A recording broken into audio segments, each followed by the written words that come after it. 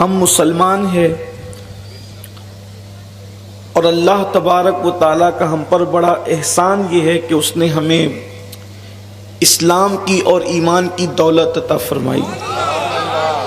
اس سے بڑی کوئی ڈگری دنیا میں نہیں ہے اور نہ اس سے بڑی ڈگری کوئی دنیا میں ہو سکتی ہے۔ ایمان والے کا مطلب یہ ہے کہ آپ کا رشتہ اللہ سے بھی جڑا ہوا ہے اور رسول اللہ سے بھی جڑا ہوا ہے۔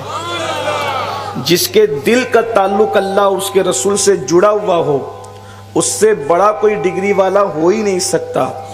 ساری ڈگریاں قبر کے باہر رہ جائے گی، یہ ڈگری جو قلب کا رشتہ اللہ اس کے رسول کے ساتھ ہے، یہ ڈگری قبر کے اندر بھی ساتھ جائے گی، یہ ڈگری میدان محشر میں بھی ساتھ جائے گی، اور یہی ڈگری انشاءاللہ ہمیں جنت میں لے جائے گی۔ یہ بہت بڑی سعادت کی بات ہے، اور اللہ تبارک و تعالیٰ نے ایمان عطا کر کے ہم پہ احسان کیا۔ اللہ نہ کرے کہ اگر وہ ایمان نہ دیتا اور وہ کسی اور جگہ پر پیدا کرتا تو ہم اس کا کر کیا لیتے، ہم اس پہ کون سا اعتراض کر لیتے معاذ اللہ، اور کس کو حق تھا؟ اس لیے کہ وہ اللہ ہے، قادر مطلق ہے، اس کے ہر کام میں حکمت ہے۔ لیکن کتنا کرم کیا، بن مانگے اتنی بڑی نعمت عطا کی، بن مانگے اتنی بڑی ڈگری عطا کی، بن مانگے اتنا بڑا مقام عطا کیا۔ آپ اندازہ کریں یہ ایمان کی ڈگری کیا ہے۔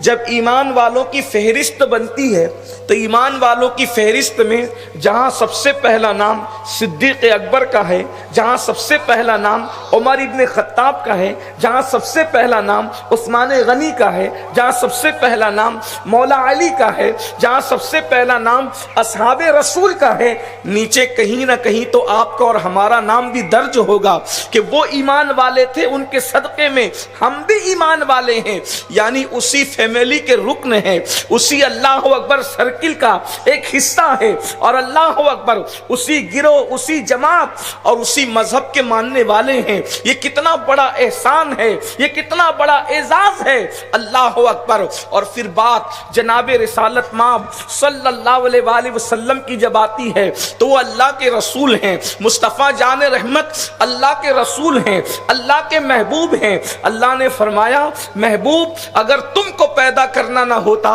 تو ہم کائنات پیدا نہ کرتے۔ جس کی خاطر کائنات پیدا کی، جس کی خاطر زمین آسمان پیدا کیے، جس کی خاطر چاند سورج پیدا کیے، سب کچھ انہی کی خاطر پیدا کیا، اللہ اکبر۔ اور وہ رسول کس میں بھیجا، وہ حبیب کس میں بھیجا؟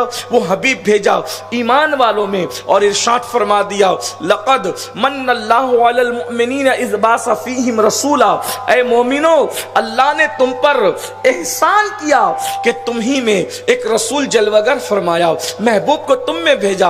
ذرا تصور کرو کہ اپنا محبوب بھی کوئی کسی کو دیتا ہے، اپنا محبوب بھی کوئی کسی میں بھیجتا ہے؟ محبوب تو اپنے پاس رکھا جاتا ہے، محبوب تو اپنے قریب رکھا جاتا ہے، لیکن اللہ رب العزت نے محبوب کو ہمارے درمیان بھیج دیا۔ کیوں بھیجا؟ اللہ اکبر۔ اور اس کے محبوب کیا ہیں، ان کی حقیقت کیا ہے، ان کی شان کیا ہے، ان کی عظمت کیا ہے، یہ تو اللہ ہی جانتا ہے، لیکن بشر کا لباس پہنا کر اللہ نے ان کو ہمارے درمیان بھیجا۔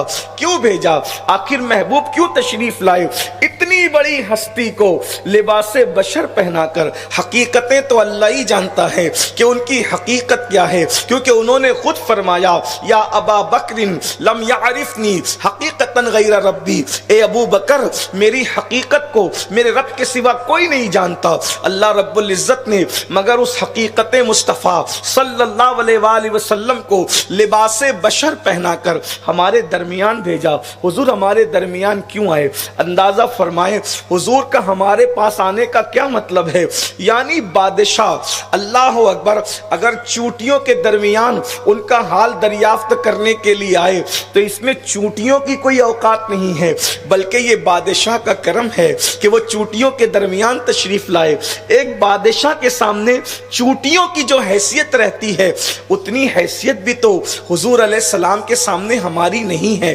ہماری اوقات کیا ہے؟ وہ جو نالین پہنتے تھے ان کے نالین میں جو ذرے لگتے تھے وہ ذرے ان کی نالین سے لگ کے جھڑ جائیں تو ہم اس کے بھی برابر نہیں ہو سکتے، ہماری حیثیت اس کے برابر بھی ہونے کی نہیں ہے، مگر وہ ہمارے درمیان آئے۔ آنے کا مقصد کیا تھا؟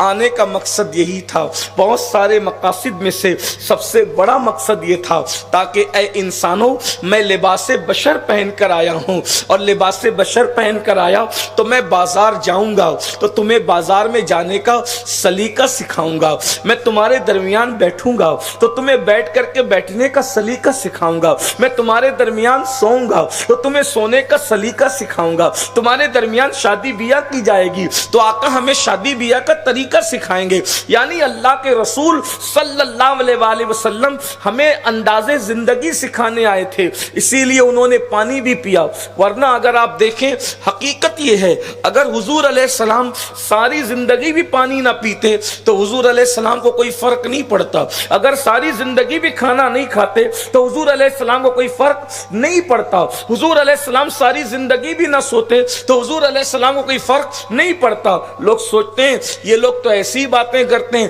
چلیں ایسی باتیں نہیں کرتے۔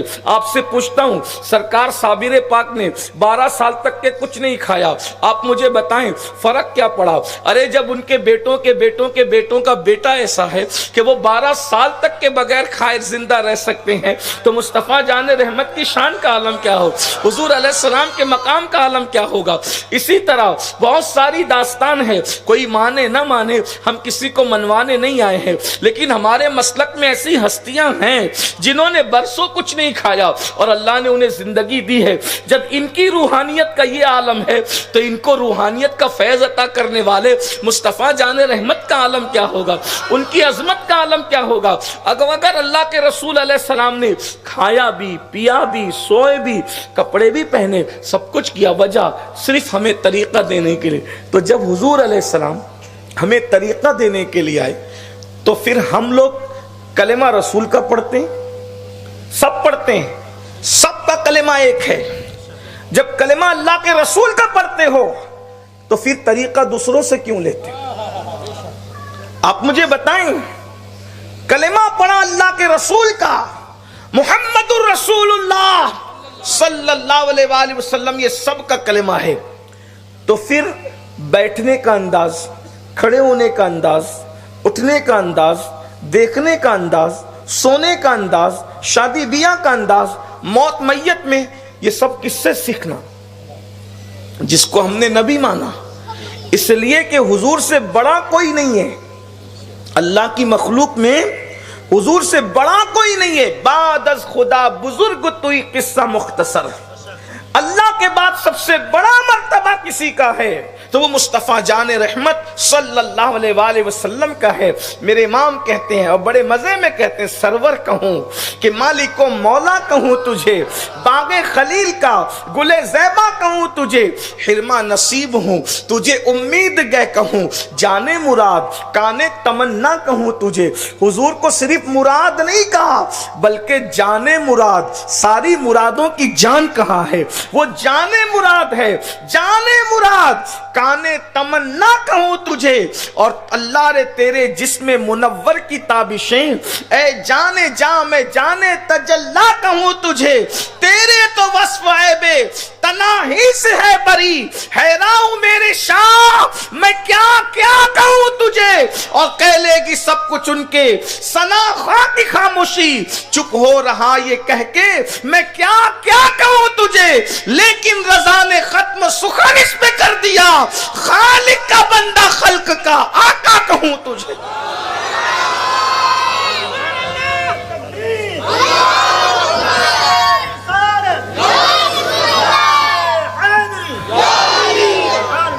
اللہ کے رسول سے بڑا اللہ کی مخلوق میں کوئی ہو نہیں سکتا، اسی لیے حضور علیہ السلام کی جو ادائیں ہیں، حضور علیہ السلام کا جو طریقہ ہے، اس طریقے کی طرح کسی کا طریقہ نہیں ہو سکتا۔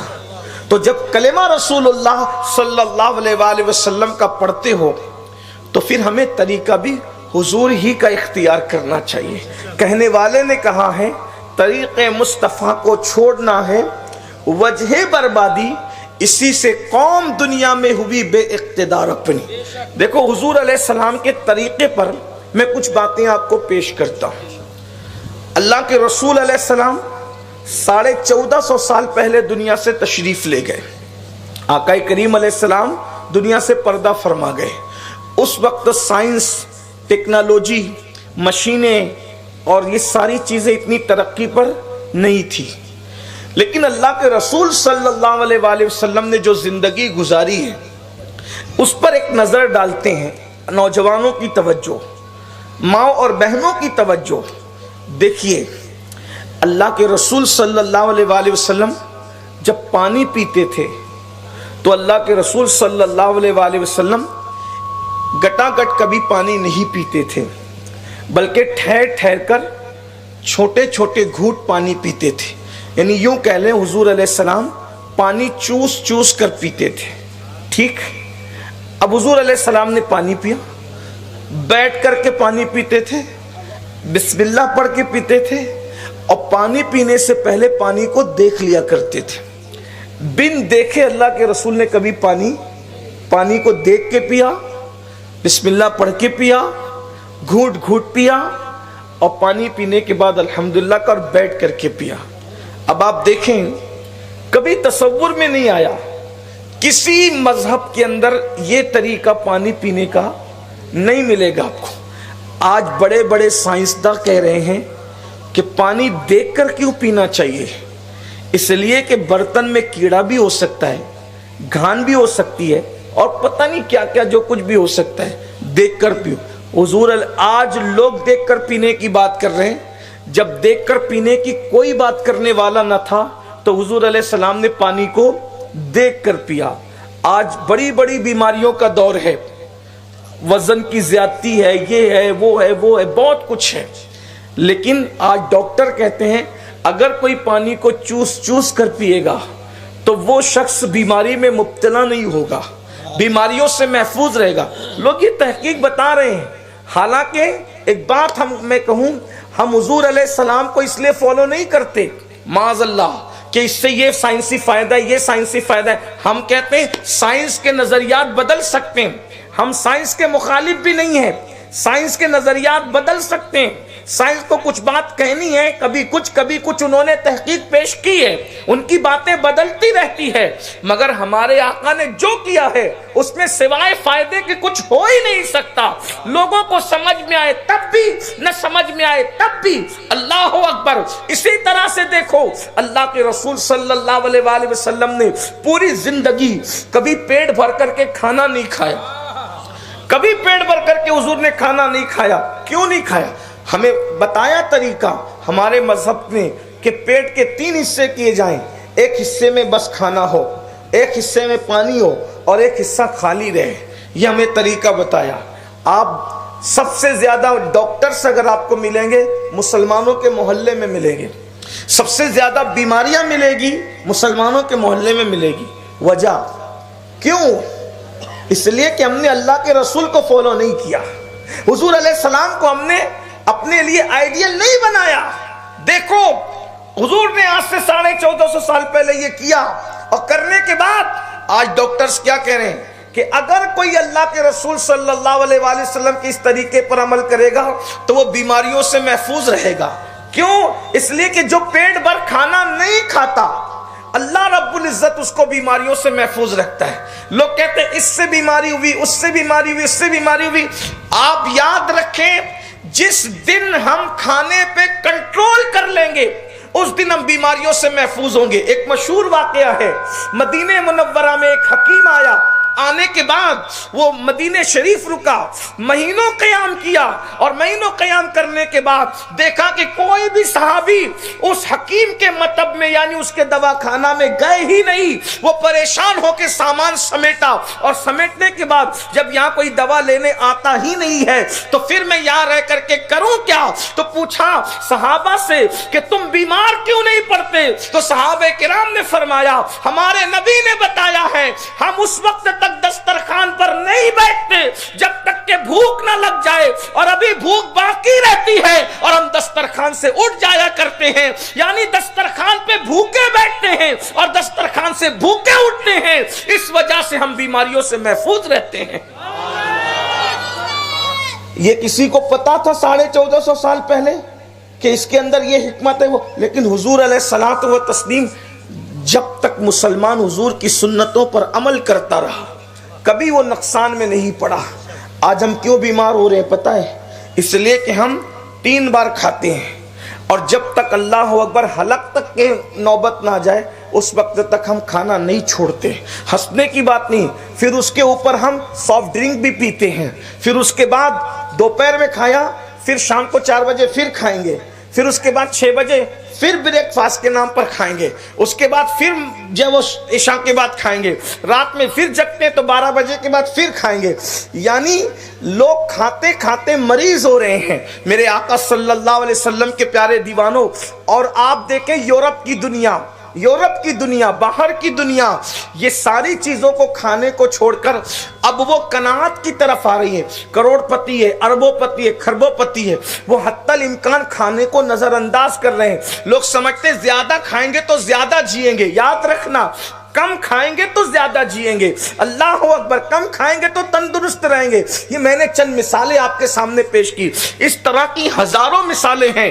غسل کرنا، اسی طرح ناخن کاٹنا، اسی طریقے سے بال کٹوانا، اسی طرح سے مونچھوں کو کم کروانا، اسی طرح سے داڑھی بڑھانا۔ آپ جانتے ہیں جن لوگوں کی داڑھی ایک مشت رہتی ہے، یعنی کہ وہ سینے تک رہتی ہے، گلے تک رہتی ہے، ڈاکٹروں نے کہا جن کی داڑھی ایک مشت رہے گی انشاءاللہ اس کو کبھی حلق کا کینسر نہیں ہوگا، اس لیے کہ داڑھی کی برکت سے وہاں تک جراثیم پہنچنے سے حفاظت ہوتی ہے۔ ایک ڈاکٹر نے کہا کہ جو 5 مرتبہ سر کا مسح کرے گا انشاءاللہ وہ کبھی پاگل نہیں ہو سکتا، اس لیے کہ ٹھنڈا پانی جب اس کے سر پہ ڈالا جائے گا اس طرح سے جیسے ہم مسح کرتے ہیں، وہ ٹھنڈک جب سر کو محسوس ہوگی تو اللہ اکبر پاگل پن سے حفاظت ہوگی۔ اسی طریقے سے جو اپنی پیشانی کو زمین پر رکھتا ہے اللہ اکبر، اللہ رب العزت اس کے ڈپریشن کو ختم کر دیتا ہے، اس سے ڈپریشن ختم ہوتا ہے، غم دور ہوتے ہیں، انسان کے اندر قوت پیدا ہوتی ہے، قوت مدافعت پیدا ہوتی ہے۔ یہ سر زمین پہ رکھنے کی وجہ سے لوگ اس کو سر زمین پہ رکھنا کہتے ہیں اور ہم اس کو سجدے کی نیت سے کرتے ہیں۔ اسی طرح حضور علیہ السلام نے جو کچھ کیا ہے اس میں سوائے فائدے کے کچھ اور نہیں ہے، فائدہ ہی فائدہ، فائدہ ہی۔ دیکھیں آج سب لوگ جو ہے وہ صبح کے وقت چلنے کی بات، کسی مذہب کا ڈاکٹر ہو، شوگر ہو گئی، بلڈ پریشر ہو گیا، یہ ہو گیا وہ ہو گیا، تو کیا کہتا ہے؟ صبح پیدل چلو، صبح پیدل چلو، صبح پیدل چلو۔ آپ سے پوچھتا ہوں سب صبح پیدل چلنے کی بات آج کر رہے ہیں، 10-20 سال کے اندر کر رہے ہیں؟ اللہ کے رسول نے 1450 سال پہلے فرمایا کہ اللہ اس شخص کو عرش کے سائے میں جگہ عطا فرمائے گا جو فجر کی نماز میں پیدل مسجد کو جاتا ہے۔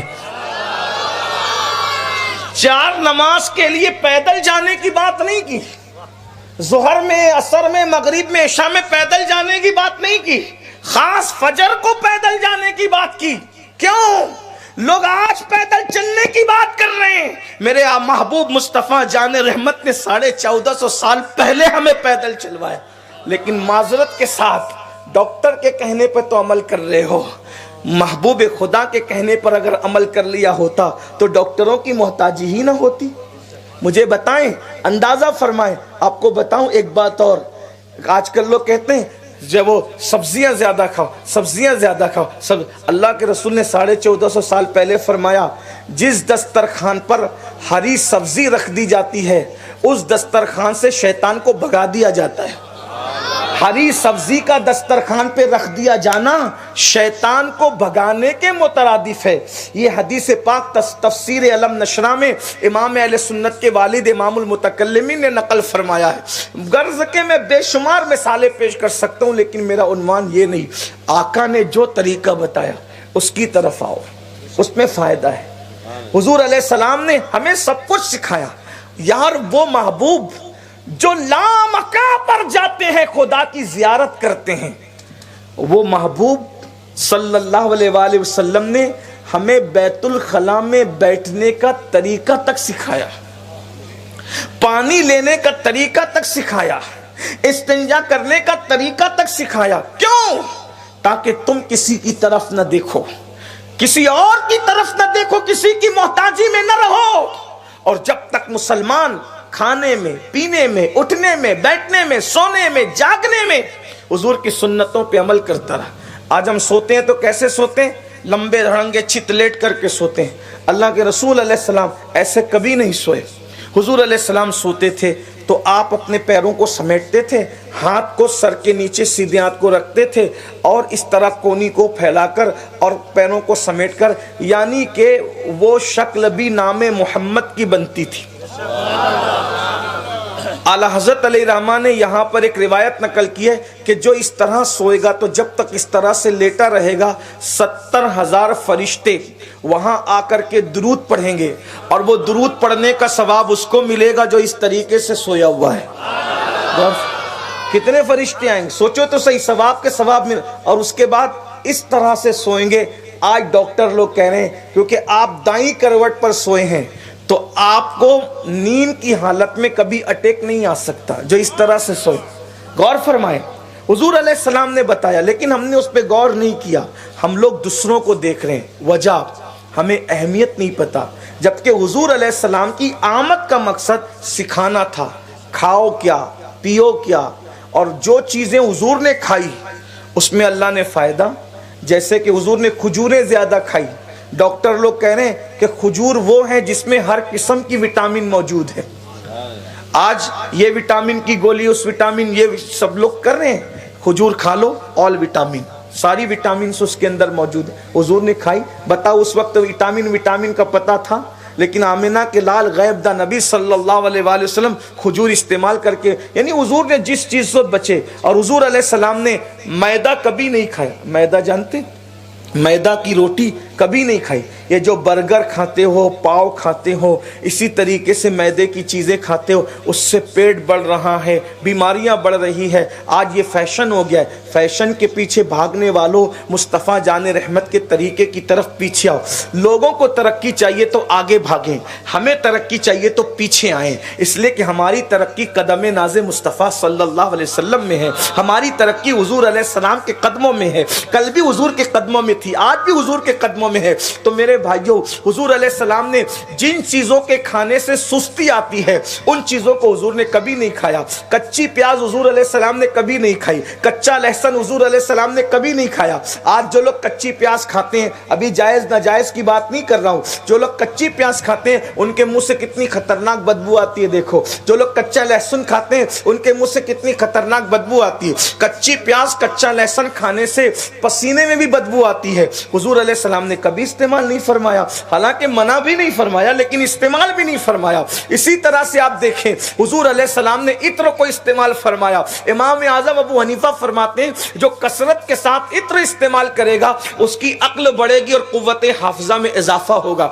اس کو بھولنے کی بیماری کبھی نہیں ہوگی. حضور علیہ السلام نے سب طریقہ بتایا. لیکن آج مسلمان طریقے مصطفیٰ صلی اللہ علیہ وآلہ وسلم کو چھوڑ کر دائیں بائیں کی طرف جانے، نفس کے غلام بن رہے ہیں. تباہی اسی لیے آ رہی ہے، بربادی اسی لیے آ رہی ہے. دنیا میں مسلمان تباہ برباد اسی لیے ہو رہا ہے. آئیے، حضور علیہ السلام نے خوشی کے موقع پہ بھی ہمیں بتایا، غم کے موقع پہ بھی ہمیں بتایا رہنا کیسے ہے. دیکھو اکثر اللہ اکبر، غم کے موقع پر کوئی بال نوچتا ہے، غم کے موقع پر کوئی چیخ چیخ کے روتا ہے، کوئی چلا چلا کے روتا ہے، کوئی کپڑے پھاڑتا ہے، کوئی نوحہ کرتا ہے. مگر اللہ اکبر، مصطفیٰ جان رحمت صلی اللہ علیہ وآلہ وسلم نے غم کے موقع پر، یعنی اگر میت ہو جائے، کسی کے گھر میں کسی کا انتقال ہو جائے تو چپکے چپکے جو آنسو بہتے ہیں اس کی اجازت ہے. خاموش آنسو اگر آپ کی آنکھ سے نکلتے ہیں تو یہ محبت کی علامت ہے. محبت میں خاموش آنسو کسی کی آنکھ سے نکل سکتے ہیں،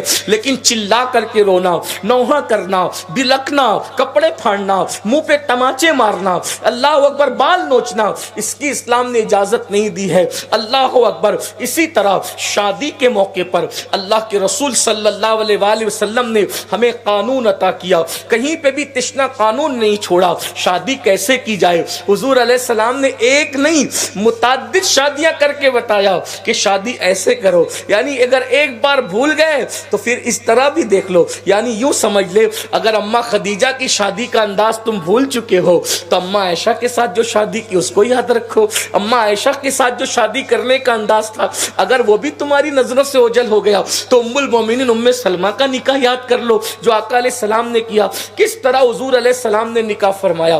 یہ جتنے خرافات ہیں یہ ہمیں نقصان کی طرف لے جا رہے ہیں، اور دنیا یہی چاہتی ہے، دنیا یہ نہیں چاہتی کہ ہمیں قتل کر دے، دنیا یہ نہیں چاہتی ہمیں ختم کر دے، دنیا یہ نہیں چاہتی کہ اللہ اکبر ہمیں مٹا دے، دنیا یہ چاہتی ہے کہ آپ کچھ بھی کرو ہمیں برداشت ہے، بس مصطفیٰ جان رحمت کے طریقے پہ مت جاؤ۔ دنیا یہ چاہتی ہے جس دن مسلمان مصطفیٰ جان رحمت کے طریقے پر آ جائے وہی دن اس کے دن لیے ترقی کا دن ہوگا، وہی دن اس کے لیے عروج کا دن ہوگا۔ حضور کے طریقے سے دور مت بھاگو۔ شادیاں کیسے کی اللہ کے رسول علیہ السلام؟ کوئی قرض مانگ کر کے شادی نہیں کی گئی، اللہ کے رسول نے قرض لیا، اللہ کے رسول نے قرض لیا، صدقہ دینے کے لیے تو قرض لیا مگر نکاح کرنے کے لیے کبھی قرض نہیں لیا۔ اور کونین کے والی، کونین کے تاجدار مصطفیٰ جان رحمت صلی اللہ علیہ وآلہ وسلم کا نکاح ہوتا ہے اور ولیمے کے لیے انتظام نہیں ہے تو حضور ولیمے میں کیا کھلاتے ہیں صحابہ کو؟ ستو۔ ستو سمجھتے ہیں؟ گجرات والوں کو ستو سمجھ میں آتا ہے؟ نہیں، جو کا آٹا موٹا موٹا پیسا ہوتا ہے اور اس میں کوئی دال ملا کر کے اور کوئی میٹھی چیز ملا کر کے اس کو پیس لیتے ہیں اور اس کو پانی میں ڈالتے ہیں تو بہت دلچسپ لگتا ہے، اچھا لگتا ہے، مزہ آتا ہے پینے میں، اس سے پیاس بھی مٹتی ہے اور بھوک بھی مٹتی ہے۔ ستو ختم ہو گیا، ستو کا تصور نہیں رہا۔ میں یو پی میں گیا تھا تو یو پی والوں نے مجھے بتایا تھا اس کو ستو کہتے ہیں، انہوں نے اپنی زبان میں کہا تھا ستوا اس کو کہتے ہیں، ستو کو وہ ستوا کہتے ہیں، لیکن انہوں نے مجھے پلایا، پیش کیا، مجھے اچھا لگا۔ بڑے غریب گھر میں گیا تھا تو انہوں نے ستو پیش کیا تو مجھے حضور علیہ الصلوۃ والتسلیم کا وہ مبارک ولیمہ یاد آ گیا جس میں حضور علیہ السلام نے ستو کھلایا تھا صحابہ کرام۔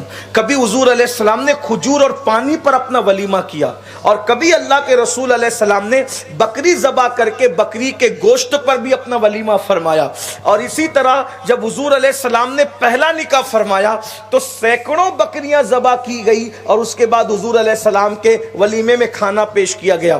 پتا چلا کبھی ستو کھلا رہے ہیں، کبھی کھجور کھلا رہے ہیں، کبھی بکری کا گوشت کھلا رہے ہیں اور کبھی جو ہے وہ سینکڑوں بکریاں ذبح کر کے ولیمہ کیا جا رہا ہے۔ یہ کیا ہے؟ وجہ یہ ہے یعنی اگر تم مالدار ہو، دولت مند ہو اور تمہارے پاس اتنی پوزیشن ہے کہ سینکڑوں بکریاں ذبح کر سکتے ہو تو سینکڑوں ذبح کر کے بھی کبھی ولیمہ کر لینا۔ لیکن کبھی تنگ دستی ہے تو قرض لینے کی طرف مت بھاگنا، کبھی کھجوریں کھلا کر بھی ولیمہ کر لینا، کبھی ستو کھلا کر بھی ولیمہ کر لینا۔ اللہ اکبر، یعنی جیسے حالات رہے اس کے مطابق۔ آج تو اللہ اکبر مسلمانوں نے صرف جھوٹی عزت کو بچانے کے لیے اور برادری کے اندر جھوٹی عزت حاصل کرنے کے لیے اور گاؤں کے اندر جھوٹی تعریف کے لیے اب تو شادیوں کے موقع پر اللہ اکبر نئی نئی رسموں کو ایجاد کرنا شروع کیا ہے۔ کہیں پر ایسا ہوتا ہے پیسے نہیں رہتے تو اللہ اکبر کبھی پاکٹ مار کر پیسے جمع کیے جاتے ہیں، کبھی موبائل چرا کر پیسے جمع کیے جاتے ہیں،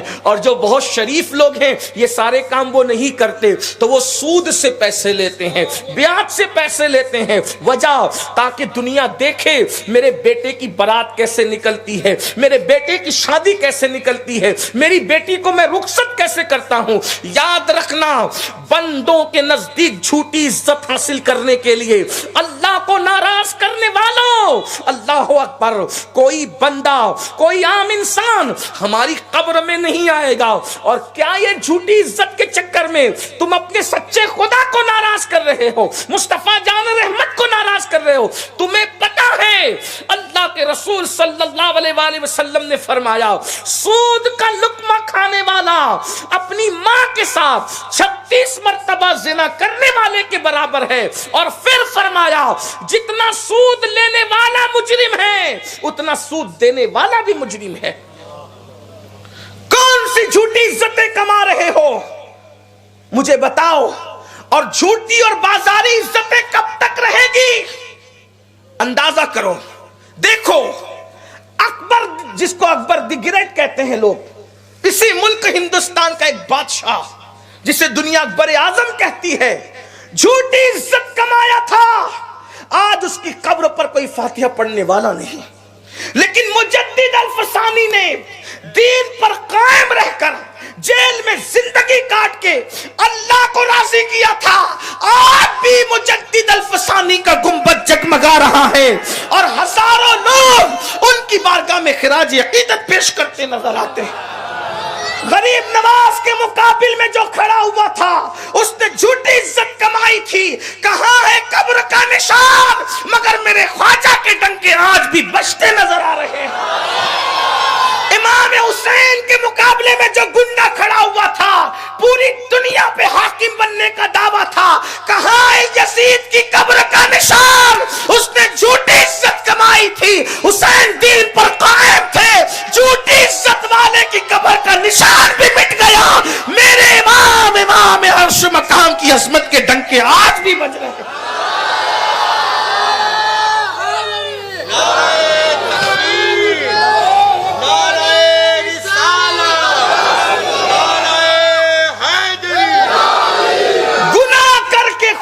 ناراض کر کے جھوٹی اور بازاری عزت حاصل کرنے والوں, قبروں کا نشان بھی مٹ جائے گا. اور جو دین پہ کہے, ایک بات دل پہ لکھ لو, ہمیں دین پر ہی رہنا ہے. کوئی کچھ بھی کہے, ہمیں کسی سے کیا لینا؟ جنت لینا مصطفیٰ جان رحمت سے, روزی لینا مصطفیٰ جان رحمت سے, عزتیں لینا مصطفیٰ جان رحمت سے, وقار لینا مصطفیٰ جان رحمت سے, مدد لینا مصطفیٰ جان رحمت سے, سب تو انہی سے لینا ہے. آپ کہیں گے میں تو آپ کو توحید و رسالت سکھا رہا ہوں, لیکن اس پہ بھی کچھ لوگوں کے پیٹ میں درد ہوگا. کہا کہ یہ کیا کہہ دیا سب لینا حضور سے, تو اللہ سے کیا لینا؟ میں نے کہا ملا جی اللہ ہی دیتا ہے, لیکن جن ہاتھوں سے دیتا ہے وہ ہاتھ آمینہ کے لال کے ہے.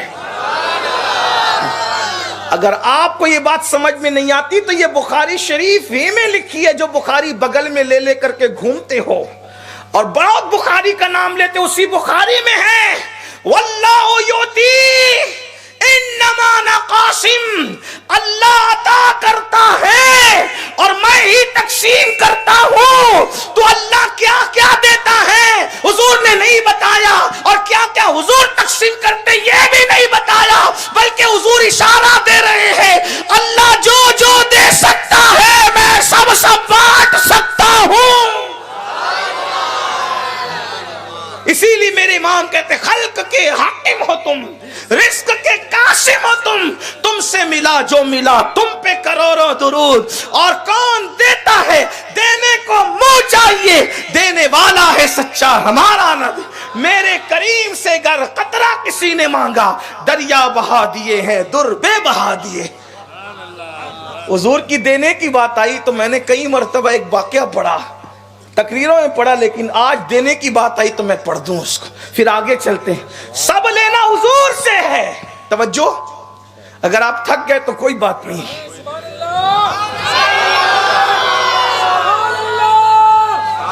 سب لینا حضور سے ہے. اور جس کو آمینہ کا لال دیتا ہے پھر اس کو دینے والا بنا دیتا. منگتے خالی ہاتھ نہ لوٹے, کتنی ملی خیرات نہ پوچھو, ان کا کرم پھر ان کا کرم ہے, ان کے کرم کی بات نہ پوچھو. قربان میں ان کی بخشش پر مقصد بھی زباں پر آیا نہیں, بن مانگے دیا اور اتنا دیا دامن میں ہمارے سمایا نہیں. جس کی چوکھٹ سے دونوں جہان پل رہے ہیں, جس کی چوکھٹ سے دونوں جہان کو خیرات مل رہی ہے، وہ آمینہ کے لال مصطفیٰ جان رحمت کی ذات۔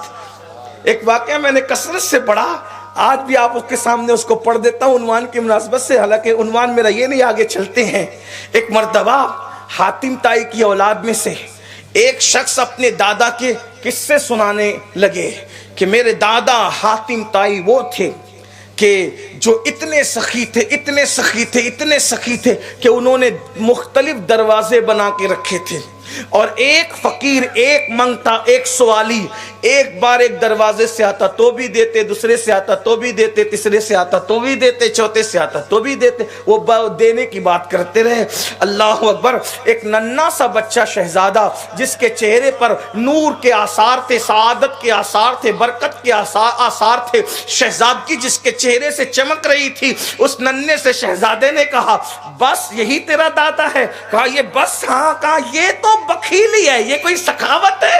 یہ کوئی سخاوت ہے؟ یہ تو بخیلی ہے۔ کہا وہ کیسی بخیلی؟ کہا کہ ایک سے اتنا نہ دیا، اسی لیے تو دوسرے سے آنے کی ضرورت پڑی، دوسرے سے بھی جی نہ بھرا، جھولی نہ بھری، تب تو سائل تیسرے سے آیا، تیسرے سے بھی مراد پوری نہ ہوئی تو چوتھے سے آنا پڑا۔ لیکن میرے دادا کا بھی حال سن لے، جو ایک مرتبہ آ کر مانگتا ہے، اتنا دیا کہ اس کو دینے والا بنا دیا۔ کہ تیرے دادا کا نام تو بتا، کہ انہی کو محمد رسول اللہ کہتے ہیں۔ کیوں تاجدار و خواب میں دیکھی کبھی وہ شے، کیوں تاجدار و خواب میں دیکھی کبھی وہ شے، جو آج جھولیوں میں گدایان در کی ہے۔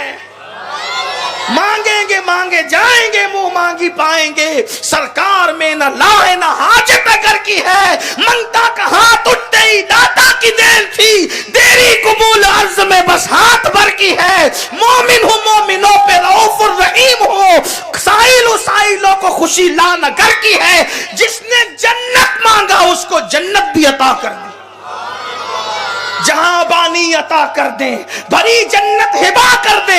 نبی مختار کل ہے، جس کو جو چاہے عطا کر دے، جہاں میں ان کی چلتی ہے وہ دم میں کیا سے کیا کر دے، وہ جب چاہے جسے چاہے اسے فرما روا کر دے، زمین کو آسماں کر دے، سریا کو سرا کر دے۔ کیا شان ہے ان کی، سب کچھ حضور سے لینا اور حضور سے بغاوت کرنا، حضور کے طریقے سے بغاوت، پھر لوگوں سے چھوڑ دو، مجھے کون کیا کہے گا۔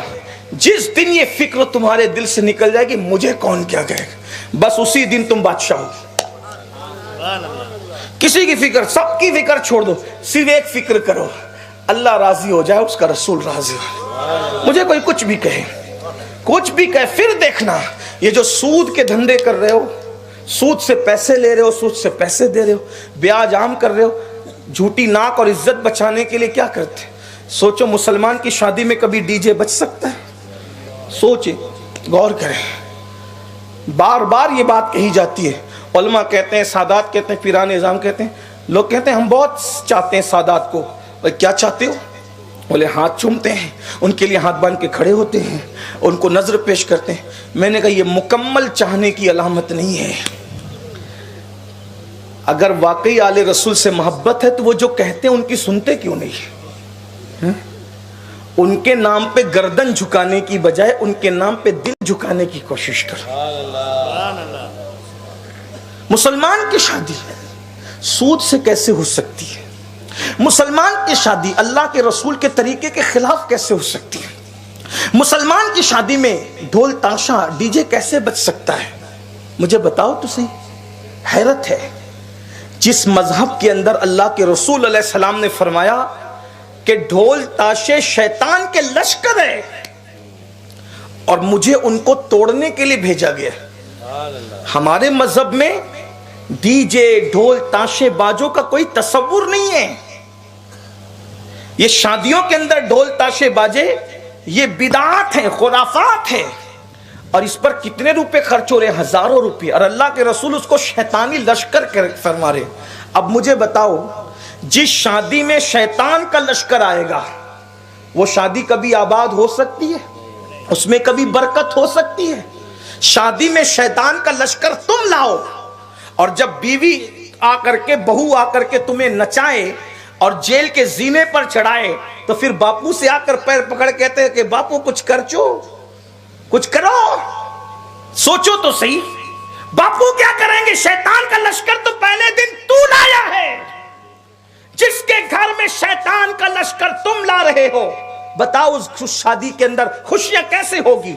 اگر شادی میں برکت لانا ہے تو ذکر مصطفیٰ کی محفل سجاؤ.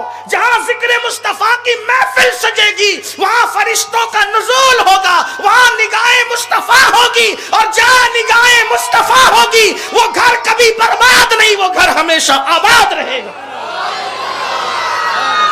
دیکھ لو, جب تک مسلمان شادیوں کے موقع پہ ڈی جے نہیں بجاتے تھے, میاں بیوی بڈھے ہو جاتے تھے تو بھی محبت باقی رہتی تھی. دیکھا نہیں اپنے دادا دادی کو, دیکھا نہیں اپنے نانا نانی کو, بڑے بیاں بڑی بھی ایک دوسرے کے بغیر رہتے نہیں. کیوں؟ یہ محبت کہاں سے تھی؟ ان کی شادیوں میں خرافات نہیں ہوئی تھی, ان کی شادیوں میں ذکر مصطفیٰ کی برکتیں تھی, آخری دم تک نصیب رہی. آج تو مہندی بھی نہیں چھٹتی اور طلاق کی باتیں ہونے لگتی. آج تو مہندی بھی نہیں چھٹتی اور ایک دوسرے کے ساتھ لڑائی جھگڑے شروع ہو جاتے. مہندی بھی نہیں چھٹتی, زگزگ شروع ہو جاتی.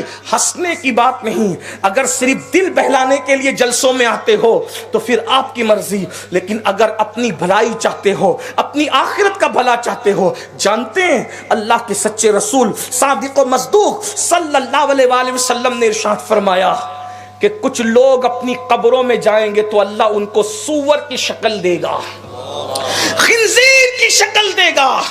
وہ سور اور خنزیر کی شکل کے اندر بدل دیے جائیں گے. اللہ اکبر. کون کہہ رہا ہے؟ جلسے کرنے والے مولوی صاحب کی بات نہیں, مقرر صاحب کی بات نہیں, ابھی باپو کی بات نہیں, بلکہ سارے باپوؤں کا جد کریم مصطفیٰ جان رحمت محمد الرسول اللہ, مشکل کشا کا بھی مشکل کشا, مشکل کشا کا بھی مشکل کشا, سید السادات علی مرتضیٰ کا بھی سید, مولائے کائنات جس کے بارے میں کہیں کہ میں ان کا غلام ہوں. اندازہ فرمائے, علی پاک جس کی غلامی کا دم بھرے, صدیق اکبر جس کی غلامی کا دم بھرے, ملائکہ جس کی خدمت کریں, جس کے دروازے پر دربان کی شکل میں جبریل امین نظر آئے, وہ مصطفیٰ جانے جس کا دربان اتنا عظیم ہو, وہ بادشاہ کتنا عظیم ہو. میرے امام کہتے تیرے در کا درباں ہے جبریل اعظم, تیرا مدح خواہ رسول و ولی ہے.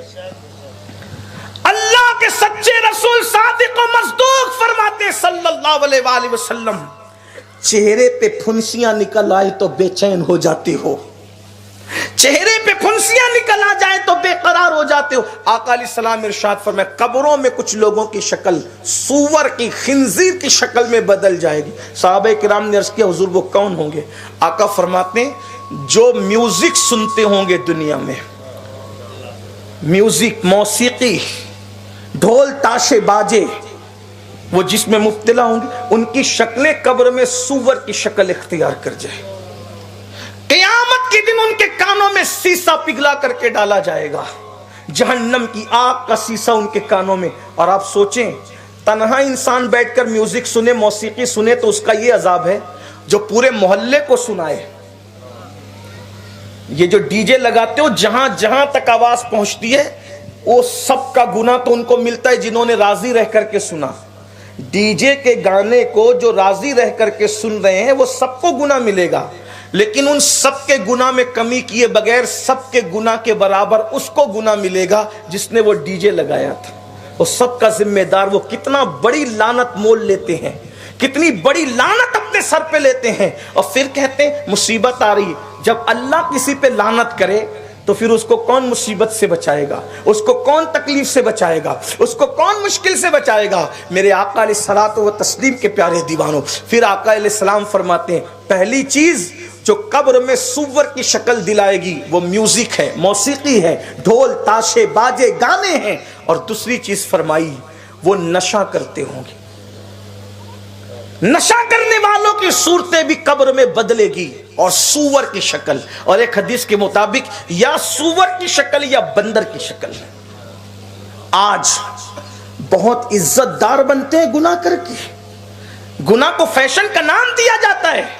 کل لوگ شراب کی بوتلیں پیتے تھے تو بدنام ہوتے تھے، آج لوگ شراب کی بوتلیں تو نہیں پیتے، فریج کے اندر کوریکس کی بوتلیں لا کر کے رکھتے ہیں، نشے کی گولیاں لا کر کے رکھتے ہیں۔ سن لو، نام کوئی بھی بدل لو، کام تو وہی ہے۔ اگر کوئی پیشاب پر یہ لکھ کر لائے کہ شربت روح افزا ہے تو کیا نام بدلنے سے اس کی حقیقت بدل جائے گی؟ تو اگر کوئی نشہ کر رہا ہے، چاہے گولی سے کرے، چاہے کوریکس سے کرے، چاہے دوا سے کرے، چاہے انجیکشن سے کرے، چاہے کسی چیز سے کرے، آقا نے ارشاد فرما دیا تمہاری عقلیں طلبہ مصطفیٰ تک نہیں پہنچ سکتی، ہوشیار نہ بنو۔ میرے نبی نے ہر ہوشیار کو بتا دیا کہ تو وہاں تک نہیں پہنچ سکتا جہاں تک طلبہ مصطفیٰ کی رسائی ہے۔ بہت زیادہ نام بدل کر دیر ہوشیاری نہ کرو۔ فرما دیا کل مسکرن حرام، نام کچھ بھی ہو جس سے بھی نشہ آتا ہے وہ حرام کر دیا گیا۔ نشہ کسی سے آئے حرام ہے، اور جس چیز کے زیادہ سے نشہ آئے اس کے تھوڑے کو بھی حرام کر دیا۔ یعنی جو چیز زیادہ پینے سے نشہ آئے گا اس کا تھوڑا بھی حرام۔ کیوں پیتے ہو؟ اور یہ نشہ کر کے، شراب پی کے، نشے کی گولیاں کھا کے اللہ رسول کا کوئی نقصان نہیں کر سکتے، تم اپنا نقصان کر رہے ہو، پھیپڑے خراب کر رہے ہو، بیماریوں کو دعوت دے رہے ہو۔ اور میں تو یہ کہتا ہوں آج ظالم دنیا باضابطہ طور پر مسلمانوں کو ٹارگٹ کر کے مسلمانوں میں نشے کو پرموٹ کرنے کی کوشش کر رہی ہے، کیونکہ دنیا جانتی ہے اگر دنیا میں کوئی زندہ قوم ہے اس زندہ قوم کو محمد الرسول اللہ پڑھنے والا کہا جاتا، اس لیے کہ اس قوم کی کتاب بھی زندہ ہے قرآن، اس قوم کا نبی بھی زندہ ہے سید الانبیاء صلی اللہ علیہ وسلم، اس قوم کا خدا بھی زندہ ہے۔ زندہ خدا، زندہ کتاب، زندہ نبی کی ماننے والی زندہ قوم وہ قوم مسلم ہے۔ دیکھ رہے ہو بھوکے رکھے جاتے ہیں پھر بھی ہرائے نہیں جاتے۔ دیکھ لو دیکھ لو، دنیا ٹوٹ پڑی ہے پوری طاقت کے ساتھ، لیکن ننھے سے بچوں کو بھی جھکا نہیں پا رہی ہے۔ جب 1400 سال کے بعد حسینیت کی غیرت کا یہ عالم ہے تو غیرت علی اصغر کا اندازہ بھی تو کوئی لگائے۔ وہ ننھے بچے ایک خطے کے دیکھ کر، یوٹیوب پر دیکھتے ہو نا، تصویروں میں دیکھتے ہو نا، ابھی آج ہی کی بات ہے، بہت دنوں کی بات نہیں ہے، جانتے ہو نا، میں نام نہیں لوں گا لیکن تمہیں پتہ ہے ایک خطے کو ہڑپ کرنے کی کوشش کر رہے ہیں یہودی، لیکن بتاؤ وہ بھوکے رہ کر کے ڈٹے ہوئے ہیں۔ یہ بھوکے رہ کر ڈٹنا سکھایا کس نے؟ لوگ پیٹ بھر کے بھی ڈٹ نہیں سکتے، ہے کسی مذہب کے ماننے والوں میں بھوکے رہ کر ڈٹنے کا شوق؟ لوگ پیٹ بھر کے بھی ڈٹ نہیں سکتے، یہ بھوکے رہ کے کیوں ڈٹ رہے ہیں؟ تو معلوم ہے فلسطینیوں کو کہ بھوکے رہ کر حق کے لیے ڈٹنا یہ حسین ابن علی کی سنت۔ ڈٹ گئے وہ، اور کون؟ جوان تو جوان، ان کی عورتیں بھی سیدہ زینب کے کردار کی طرف اشارہ کر رہی ہیں، ان کے بچے بھی علی اصغر کے کردار کا۔ تو دنیا اسی سے خوف زدہ ہے کہ انہیں مار ڈالو۔ تو کیسے ماریں گے؟ کہا تلوار سے نہ مارو، ان کو ہتھیار سے نہ مارو، ان کو کردار کی مار مارو، انہیں زنا کا عادی کر دو، زانی بنا دو، ان کو زنا میں اتنے ڈوب جائیں کہ انہیں مذہب اور مسلک یاد نہ رہے، انہیں نشے کا اتنا عادی بنا دو کہ ان کو مذہب اور مسلک یاد نہ رہے، اور اپنی لگے ہوئے اسلام دشمن طاقتیں، یورپی ممالک لگے ہوئے ہیں، یہود و نصارہ لگے ہوئے ہیں تاکہ تمہارے جوانوں کے کردار کو بگاڑ دے۔ اتنے بھولے اور نادان نہ بنو، محمد الرسول اللہ کے ماننے والے زندہ قوم ہو، اپنی اہمیت کا احساس کرو۔ لوگ تمہارے کردار کو کچلنا چاہتے ہیں تاکہ پوری دنیا میں تمہیں بدنام کر دیں۔ آج نشے کی طرف ہمارے ملک میں 16 17 سال کے لڑکے نشے میں ڈوب رہے ہیں۔ خدا کے لیے نکلو اس لعنت سے، توبہ کرو اللہ کی بارگاہ میں۔ ہمارے مذہب میں ہر قسم کا نشہ حرام ہے، اور نشہ کرنے والے کے لیے فرمایا قبر میں سور کی شکل اختیار۔ بلکہ حضور علیہ السلام تو اتنا ناراض ہے نشہ کرنے والوں سے، فرمایا نشہ کرنے والے کو قرضہ بھی مت دینا۔ اگر نشہ کرنے والا قرضہ مانگے، آقا فرماتے اس کو قرضہ بھی مت دینا۔ آقا فرماتے نشہ کرنے والے کے گھر سے رشتہ ہے، اس کو اپنی بیٹی بھی مت دینا۔ نشہ کرنے والا اگر بھوکا ملے اس کو کبھی کھانا بھی مت کھلانا۔ فرمایا نشہ کرنے والا بیمار پڑ جائے اس کی عیادت بھی مت کرنا۔ فرمایا نشہ کرنے والا مر جائے، آقا کریم صلی اللہ علیہ وسلم فرماتے اس کا جنازے میں شریک مت ہو، لوگوں کو عبرت ہو۔ اس روایت کو فقیہ ابو اللہ سمرقندی نے لکھا ہے۔ میں یہ نہیں کہہ رہا ہوں کہ مطلقاً جنازہ نہ پڑھا جائے، یہ نہیں کہہ رہا ہوں، کتنا ہی بڑا سے بڑا کبیرہ کا مرتکب ہو جنازہ پڑھا جائے گا، لیکن حضور علیہ السلام عبرت کے لیے فرما رہے ہیں اس کے جنازے میں شرکت نہ کریں تاکہ وہ عبرت بن جائے۔ مسلمانوں، یہ ہمیں طریق مصطفیٰ سے دور کرنے کی کوشش کی جائے، اور ہمیں چاہیے کہ ہم شریعت کے قریب آئیں، دینی تقدس کے قریب آئیں، طریق مصطفیٰ کے قریب آئیں۔ اللہ نے جو جوانی دی ہے اس کو گناہ کی نظر مت کرو، اللہ نے جو جوانی دی اس کو آوارگی کی نظر مت کرو، اللہ نے جو جوانی دی اس کو جرائم کی نظر مت کرو۔ جانتے ہیں اللہ کے رسول علیہ السلام فرماتے ہیں، حدیث پاک ہے کہ جوان 2 رکعت پڑھتا ہے تو اللہ اسے بوڑھے کی 10 رکعت کا ثواب عطا فرماتا ہے۔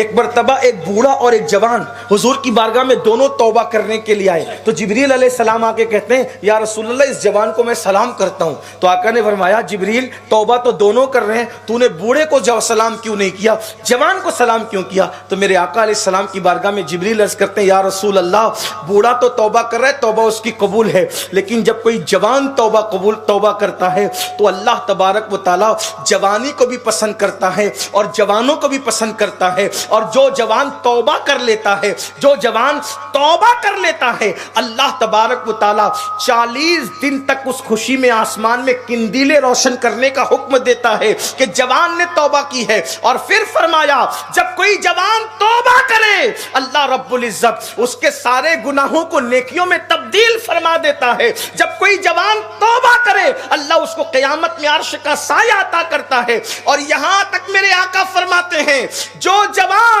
گناہوں سے بچ کر کے جوانی گزارے اللہ اسے 70 صدیقوں کا ثواب عطا فرماتا ہے۔ 70 صدیق کس کو کہتے ہیں؟ شہید سے بڑا مرتبہ صدیق کا، ولی سے بڑا مرتبہ صدیق کا۔ جو گناہ سے بچ کر جوانی گزارے اللہ اسے 70 صدیقوں کا ثواب عطا فرماتا ہے۔ آخری بات سمیٹتے ہوئے عرض کروں، توجہ کریں۔ آج جوان کہتے ہیں کہ حضرت ہم بچ نہیں پاتے گناہ سے، بہت لنگڑا لولا بہانہ ہے، بہانے کرتے ہیں، بچ نہیں پاتے۔ میں ایک ہی بات کہنا چاہتا ہوں، کیا جو لوگ اللہ کی عطا سے گناہ سے بچتے ہیں کیا وہ تمہارے اندر نہیں رہتے؟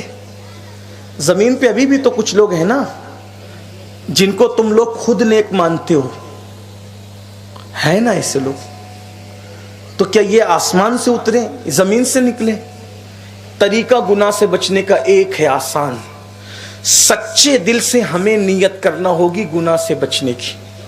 سچے دل سے ہم بچنے کی نیت کریں، اللہ ہمیں خود بچا لے گا اپنے کرم سے۔ بلا تمثیل گرتے ہوئے بچے کو جیسے ماں سنبھالتی ہے نا، بلا تمثیل جب بندہ گناہ سے بچنے کی کوشش کرتا ہے تو قدرت کی رحمت اس کو ڈگمگانے سے سنبھال لیا کرتی ہے، اللہ مدد کرتا ہے۔ لاسٹ جو بات اختتام کو کرنے جا رہا تھا سنے، بہت خوبصورت سی بات یاد آئی ہے۔ امام یافعی رحمت اللہ علیہ اپنی کتاب میں لکھتے ہیں، میں اس کا مفہوم پیش کرتا ہوں۔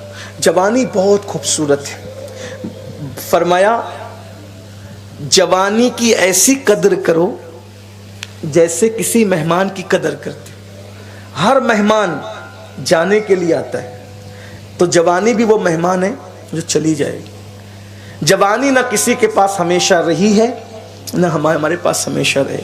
دھیرے دھیرے بال سفید ہوں گے، چہرے پہ جھریاں پڑے گی، چہرے کی جلد لٹکے گی، صحت سمٹے گی، کبھی یہ درد، کبھی وہ درد، کبھی وہ درد۔ آج جوانی میں عبادت نہیں کر رہے ہو، یہ سوچ کے بڑھاپے میں کریں گے۔ بڑھاپا عبادت کے لیے نہیں ہوتا، اس لیے کہ بڑھاپے میں تو رکوع میں کمر بھی جھکنے کو تیار نہیں ہوتی ہے نا۔ ایک وقت آئے گا، اپنی جوانی گزرنے کے بعد پچھتاؤ گے۔ آج اس کی قدر کرو، ایک مہمان کی طرح، ایک اچھے مہمان کی طرح۔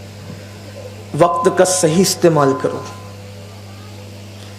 یوٹیوب لے کر بیٹھتے ہو تو گھنٹوں اسی میں، فیس بک لے کر بیٹھتے ہو گھنٹوں اسی میں، فلمیں کیا کیا دیکھتے ہو فلموں کے نام پہ، سوچو۔ اللہ سب دیکھ رہا ہے، حتیٰ کہ مسلمان کے بچے آج زنا کی فلمیں تک دیکھ رہے ہیں۔ سیدنا سلمان فارسی سرکار فرماتے ہیں، ہائے ہائے ہائے کیا لوگ تھے۔ سلمان فارسی کہتے ہیں کہ مجھے ایک بار مارا جائے پھر زندہ کیا جائے، پھر مارا جائے پھر زندہ کیا جائے، پھر مارا جائے پھر زندہ کیا جائے۔ میں 3 مرتبہ موت کی تکلیف تو اٹھا سکتا ہوں، لیکن ایک بار بھی کسی کی شرمگاہ کو دیکھنے کی ہمت نہیں کر سکتا، نہ کسی کو شرمگاہ دکھانے کی ہمت کر سکتا ہوں، نہ دیکھنے کی۔ کیوں؟ کیونکہ 3 بار موت کی تکلیف اٹھانا میرے لیے آسان ہے، مگر کسی کی شرمگاہ ایک بار دیکھنے کی بنیاد پہ اللہ جو عذاب دے گا وہ عذاب مجھ سے برداشت نہیں ہوگا۔ یہ کون کہہ رہا ہے؟ سلمان فارسی۔ کون سلمان فارسی؟ آقا فرماتے ہیں اللہ نے مجھے 4 لوگوں سے محبت کا حکم دیا۔ ساری کائنات کو جس رسول سے محبت کا حکم دیا ہے، اس رسول سے فرمایا کہ تم 4 لوگوں سے پیار کرو۔ صحابہ نے پوچھا حضور وہ 4 لوگ کون ہیں جن سے اللہ نے آپ کو محبت کا حکم دیا، یعنی ان کی عظمت کے اظہار کے لیے؟ تو آقا فرماتے ہیں وہ 4 یہ: نمبر 1 علی ابن ابو طالب، نمبر 2 ابو ذر غفاری، نمبر 3 مقداد، اور نمبر 4 سلمان فارسی۔ اللہ نے مجھے ان لوگوں سے، حضور سے، اللہ فرماتا ان سے محبت کرو۔ محبوب کو کہا گیا ان سے محبت کرو، ان کی عظمت کے اظہار کی خاطر۔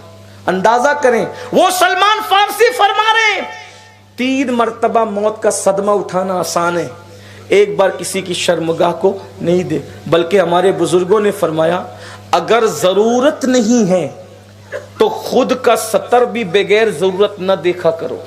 جو اپنی سطر کو بار بار دیکھتا ہے اللہ اسے 2 بیماریاں دیتا ہے، وہ اندھے پن کا شکار جلدی ہوگا اور وہ بھولنے کی بیماری میں مبتلا ہوگا۔ یعنی اگر ضرورت نہیں ہے تو خود کا بھی سطر نہ دیکھو۔ میں بہت حیا کے پردے میں سطر کر رہا ہوں، لیکن آپ سمجھ سکتے ہیں میں کہنا کیا چاہتا ہوں۔ جو مذہب بلا ضرورت خود کا سطر دیکھنے سے بچنے کی بات کرے تقوی کے اعتبار سے، آج اس قوم کے لڑکے اور لڑکیاں اگر زنا کی فلمیں دیکھیں، بتاؤ مرو گے نہیں، برباد نہیں ہوگے، تباہ نہیں ہوگے؟ میں آپ کو کوئی بددعا دینے نہیں آئے، لیکن احساس تو کرو میں کوئی بددعا بھی نہیں دے رہا ہوں، میرا کام ہی نہیں ہے، لیکن آپ کو آگاہ کرنا چاہتا ہوں۔ یہ مصیبت، وہ مصیبت، وہ مصیبت، وہ مصیبت، یہ ساری مصیبتیں کیوں ہیں؟ اپنی آنکھوں کو کیا دیکھنے پہ لگایا ہے؟ سرکار مولا کائنات رضی اللہ تعالیٰ عنہ فرماتے ہیں میں نے کبھی اپنے سطر پر بلا وجہ نظر نہ کی۔ لوگوں نے کہا کیوں نہیں دیکھا؟ فرمایا جن آنکھوں سے رسول اللہ کو دیکھتا ہوں وہ آنکھیں سطر پہ پڑ جائے میرے عشق کو گوارا نہیں ہے۔ سوچیں ذرا، غور فرمائیں، موبائل میں کیا بھر کے رکھا ہے، رات بھر اللہ پاک لعنت برساتا ہے ایسے لوگوں پہ، اور زنا دیکھتے ہیں تو پھر زنا کرنے کی طرف بھی طبیعت ابھرتی ہے۔ آج جو زنا عام ہو رہا ہے اس میں سب سے بڑی گندی فلموں کا عمل دخل ہے۔ شادی سے پہلے وہ سب کچھ کر گزر رہے ہیں لوگ جس کا تصور نہیں کیا جا سکتا۔ ہم مجبور ہیں، کیا کریں، بولنا ہے، جیسے مریض ہے ویسی دوا پیش کرنا ہے، ورنہ ان بزرگوں کے تقدس کی وجہ سے ان عنوان پہ بولنے کو جی نہیں چاہتا۔ لیکن کریں کیا؟ جو قوم آگ لگا چکی ہو اپنی جوانی کو، جو قوم تباہ کر چکی ہے اپنی جوانی کو. جوان کسی قوم کا سرمایہ، جوان کسی قوم کی آبرو، جوان کسی قوم کی ترقی کا سبب، جوان کسی قوم کے لیے انقلاب کا عظیم اللہ اکبر سرمایہ.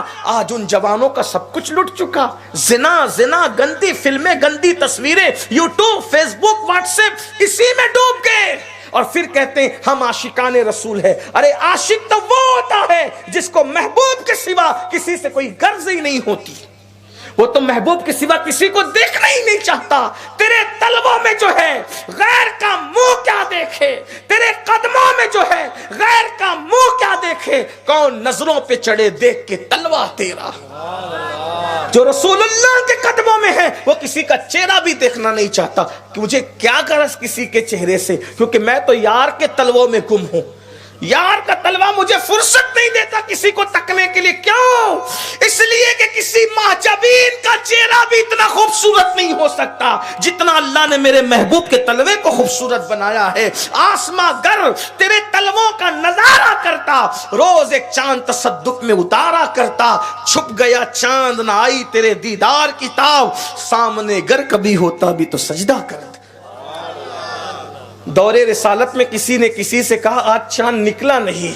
کسی عاشق نے کہا شاید آج تلوے مصطفیٰ سے چادر ہٹ گئی ہوگی، اس لیے چاند کو نکلنے کی ہمت نہ ہوئی. میرے امام تو کہتے ہیں کہ خورشید تھا کس زور پر، کیا بڑھ کے چمکا تھا قمر. خورشید کہتے سورج کو، خورشید تھا کس زور پر، کیا بڑھ کے چمکا تھا قمر. ادھر سورج کہہ رہا تھا میں خوبصورت، ادھر چاند کہہ رہا تھا میں خوبصورت. ادھر آمینہ کے لال کے چہرے سے پردہ اٹھا، یہ بھی نہیں وہ بھی نہیں. خورشید تھا کس زور پر، کیا بڑھ کے چمکا تھا قمر. بے پردہ جب وہ رخ ہوا، یہ بھی نہیں وہ بھی نہیں. کیا حسن والا رسول ہے. ایسے حسن والے جمال والے رسول کا کلمہ پڑھ کے زنا کی فلمیں. کبھی تصور تو کرو جس وقت حضور کا کوئی امتی نرم گدوں پہ لیٹ کر زنا کی فلم دیکھتا ہوگا، اس وقت رسول اللہ کے دل پہ گزرتی کیا ہوگی. مولوی صاحب کو دھوکہ دے سکتے ہو، پیر صاحب کو، آمینہ کے لال کو دھوکہ نہیں دے سکتے. کیوں؟ کیونکہ جس کی نگاہ سے اللہ کی ذات نہ چھپی، اس کی نگاہ سے ہماری رات کیسے چھپ سکتی ہے.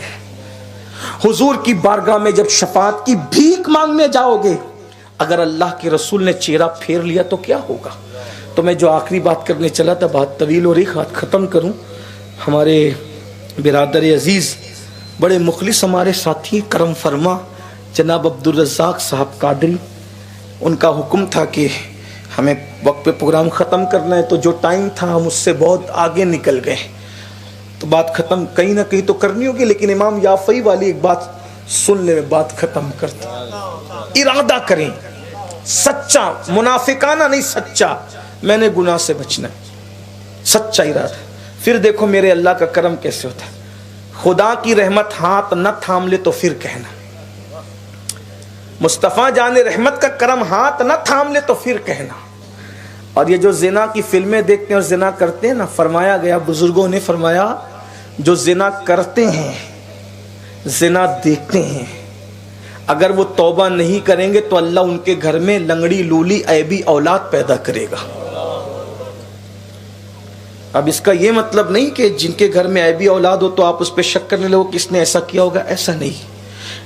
کچھ لوگوں کو اللہ سزا کے طور پہ لنگڑی لولی عیبی اولاد دیتا ہے، اور کچھ لوگوں کو امتحان کے طور پہ دیتا ہے. جیسے بیماری حضرت ایوب کو امتحان کے طور پہ دی نا، اور بیماری ابو لہب کو اس کا جسم سڑا دیا. ابو لہب کا جسم اتنا سڑا کہ مرنے کے بعد وہ بدبو آتی تھی کہ اس کے بیٹے بھی اس کے جنازے میں شریک نہیں ہوئے. حبشی غلاموں کو اجرت دے کر اس کو پھکوایا گیا، اٹھا کر کے دفن کروایا گیا. اس کو بھی بیماری ملی، حضرت ایوب علیہ السلام کو بھی ملی، لیکن اس کی بیماری سزا تھی، ایوب علیہ السلام کی بیماری اللہ کا امتحان تھا. دونوں میں فرق ہے. تو سب کو ایک لکڑی سے ہانک نہیں سکتے، لیکن 98% لوگ، 98% لوگ جن کے گھروں میں عام طور پہ لنگڑی لولی عیبی اولاد پیدا ہوتی ہے، اس کی وجہ زنا دیکھنا، زنا کرنا. آقا علیہ السلام نے فرمایا اللہ اکبر، لا الہ الا اللہ. فرمایا کچھ لوگوں کی تو آنکھیں بھی زنا کرتی ہے. ہائے ہائے ہائے.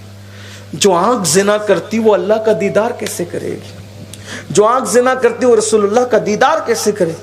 آقا نے فرمایا کچھ لوگوں کی آنکھیں بھی زنا کرتی. یا رسول اللہ آنکھیں بھی زنا کرتی؟ فرمایا ہاں، جو آنکھیں حرام چیزوں کو دیکھتی ہے وہ آنکھیں زنا کرتی، وہ آنکھیں زانی ہیں. زانی بنا دیا نا اپنی آنکھوں کو. اللہ کی بارگاہ میں توبہ کر لو.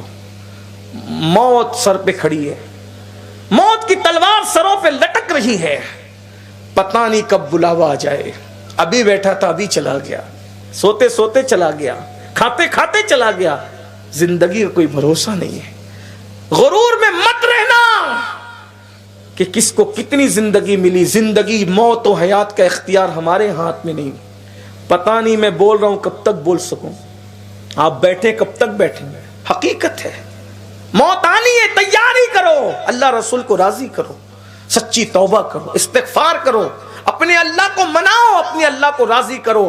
سب سے زیادہ آسان جس کو منانا ہے وہ میرے اللہ کو منانا ہے. شرمندگی کے 2 آنسو سچے دل سے پیش کر لو، میرا اللہ راضی ہو جاتا ہے، وہ مان جاتا ہے، وہ توبہ قبول کر لیتا ہے. توبہ کا قبول کرنے والا ہے.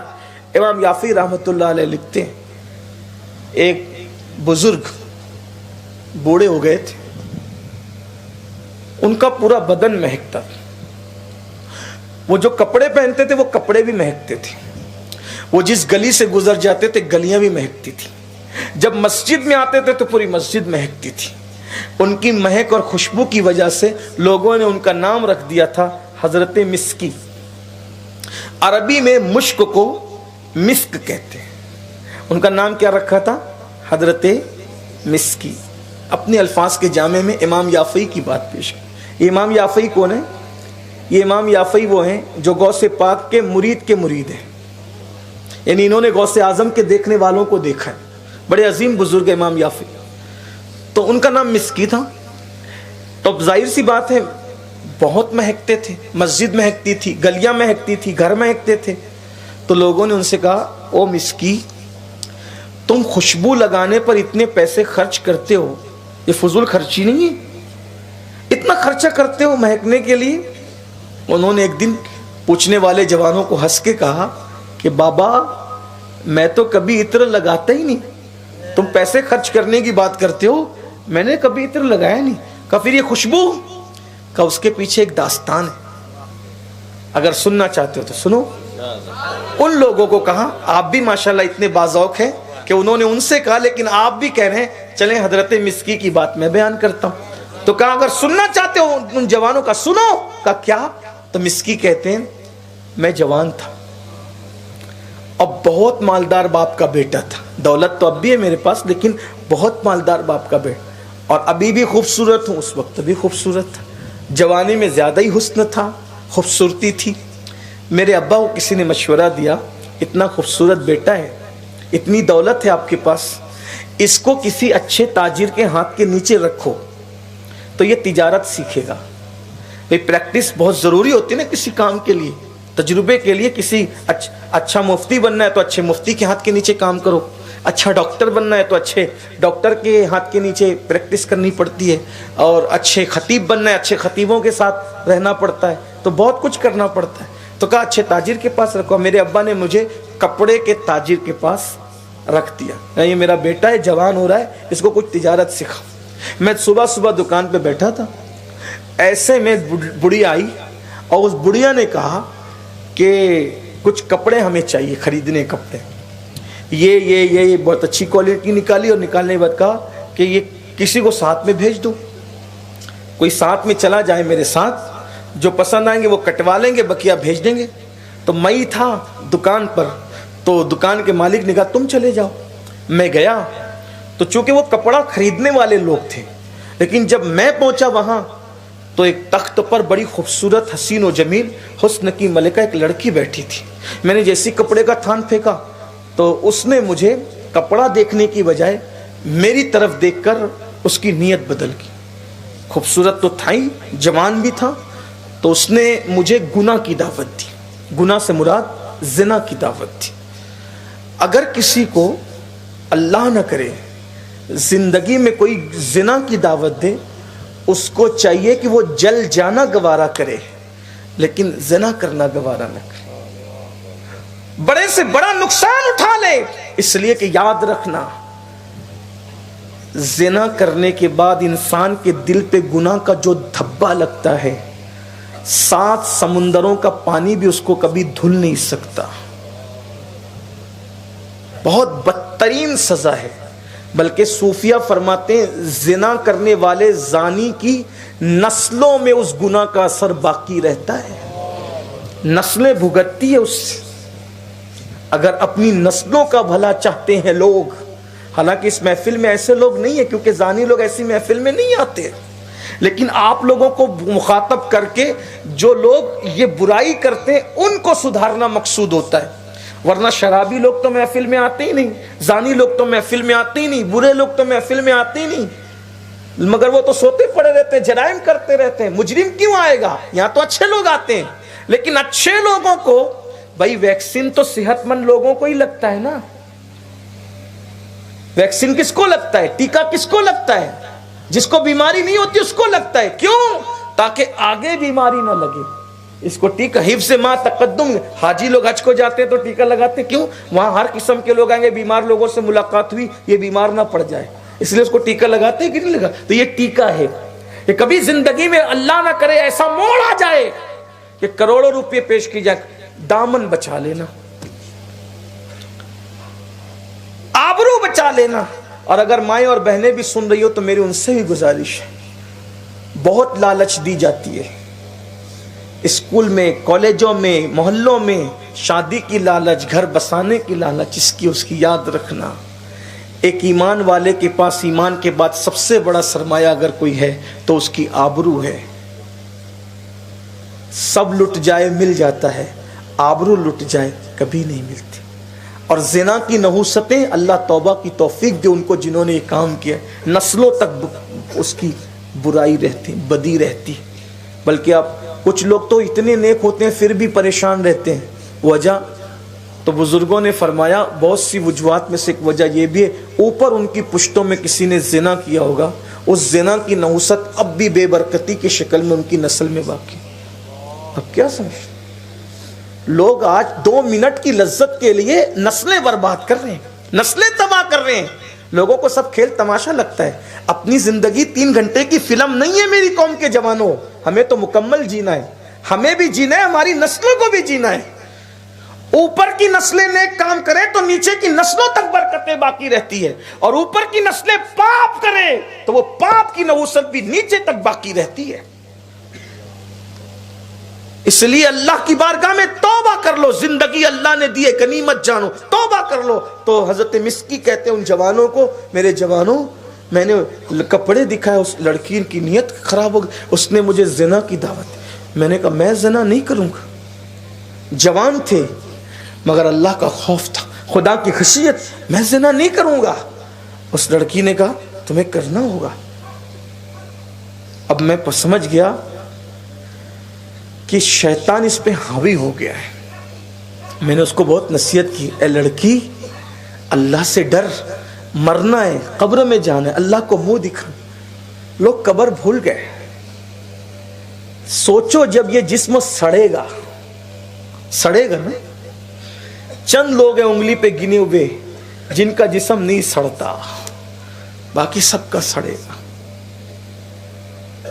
حرام کھانے والوں، راتوں میں میوزک اور گانے اور زنا اور ڈانس میں ڈوبنے والوں، ذرا سوچو جب بدن پہ مکھی چلتی ہے تو کتنی تکلیف ہوتی ہے، بدن پہ چونٹی کاٹتی ہے تو کتنی تکلیف ہوتی ہے، بدن پہ مچھر دوڑتا ہے تو کتنی تکلیف ہوتی ہے۔ بیت الخلا میں ایک بار چپکلی کو دیکھ لو تو اوسان خطا ہو جاتے ہیں، کتا پیچھے دوڑے تو آدمی بھاگنے پہ مجبور ہو جاتا ہے۔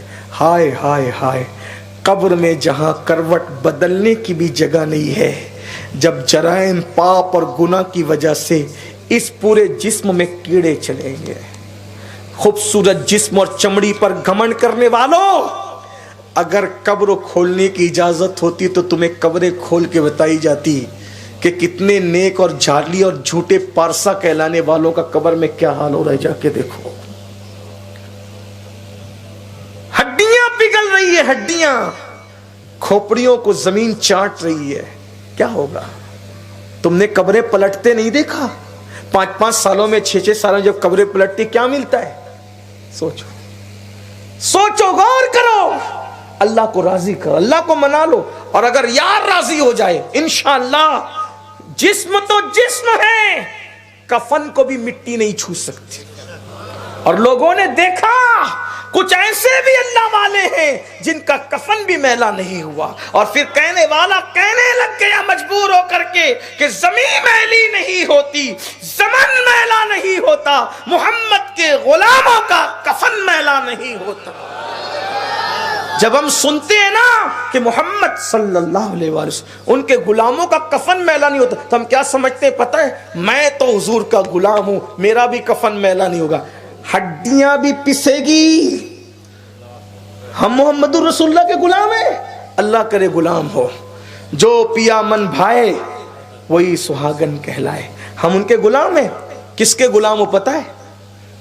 معاف کر دینا، برا لگے ماں، آئینہ دکھا رہا ہوں، کس کے غلام ہیں؟ نیم کے غلام۔ کس کے غلام ہیں؟ نیم کے۔ کس کے غلام ہیں؟ پیسوں کے۔ کس کے غلام ہیں؟ نفس کے۔ اور کہتے حضور کے غلام۔ اگر حضور کے غلام ہوتے تو فجر کی نیند میں سوتے کیوں پڑے رہتے؟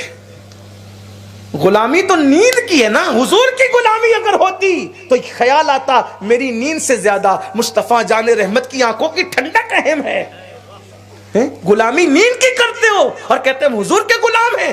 میں یہ نہیں کہہ رہا ہوں کہ نہیں ہو، لیکن یہ اللہ کرے ہو جاؤ، بہت کچھ بن گئے، ان کے غلام بن جاؤ۔ خدا کی قسم جو ان کا غلام ہے وہ بادشاہوں کا بادشاہ ہے۔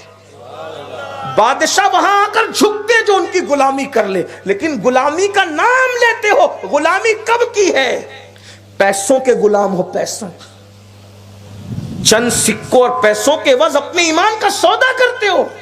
اگر کوئی کہہ دے 8,000 روپے کی نوکری دیتا ہوں، صبح 5 بجے اٹھ کے آنا، تو بتاؤ 8,000 کی نوکری پر برابر 5 بجے اٹھ کے جاؤ گے؟ اس کے آگے ہاتھ باندھ کے کھڑے رہو۔ جو رسول جنت دے رہے ہیں ان کے نام پہ صبح 5 بجے نہیں اٹھ سکتے؟ میں نے نہیں، آنکھ نہیں کھلتی۔ تو میں نے کہا پھر غلام کس کے ہو؟ ہنسنے کی بات نہیں، جس دن حضور کے غلام بن گئے اس دن تمہارا کوئی مقابل نہیں ہوگا میرے بھائی۔ ہمیں تو اس سے بڑی ڈگری کوئی نہیں ہے۔ اولیاء دعا کرتے تھے اللہ ان کی سچی غلامی نصیب فرما۔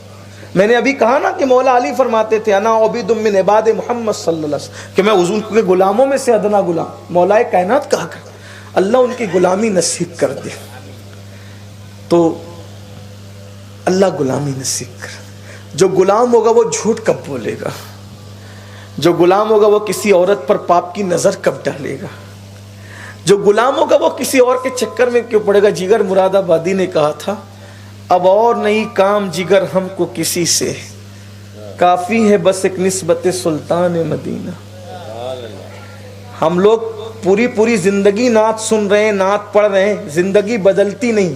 وہ جگر بھی کیسا جگر تھا، ایک نعت نے جگر کی پوری زندگی بدل دی۔ نعت کیا چیز، نعت کیا چیز ہے؟ ایک نعت نے جگر مراد آبادی کی پوری زندگی بدل گئی۔ جگر سے بڑا پیکڑ کوئی نہیں تھا مراد آباد میں، جگر سے بڑا شرابی کوئی نہیں تھا، صرف ایک نعت نے جگر کی زندگی بدلی ہے، ایک نعت نے۔ یہاں تو نعتیں سن کے جاتے ہیں پھر پاپ کرتے ہیں، نعتیں سن کے جاتے ہیں پھر برائیاں کرتے ہیں، بلکہ جس موبائل کی اسکرین پر نعت سنتے ہیں اسی موبائل کی اسکرین پر زنا کا منظر دیکھتے ہیں۔ غیرت نہیں آتی؟ جگر مراد آبادی کی ایک نعت سے پوری زندگی بدلی۔ میں تو بات ختم کر رہا تھا، لیکن اگر آپ منع بھی کر دیں تو میں جگر کو پیش کرتا ہوں وہاں پر۔ جگر بہت بڑا شاعر ہے، بہت بڑا غزل کا بڑا شاعر ہے جگر مراد آبادی۔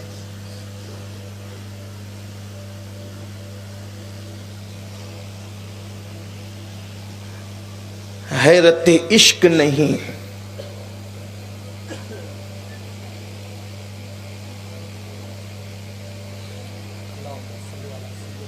جگر بڑا شاعر، ایسی مفکرانہ باتیں غزل میں کہہ گیا جو اوروں کے کم ملتی ہے.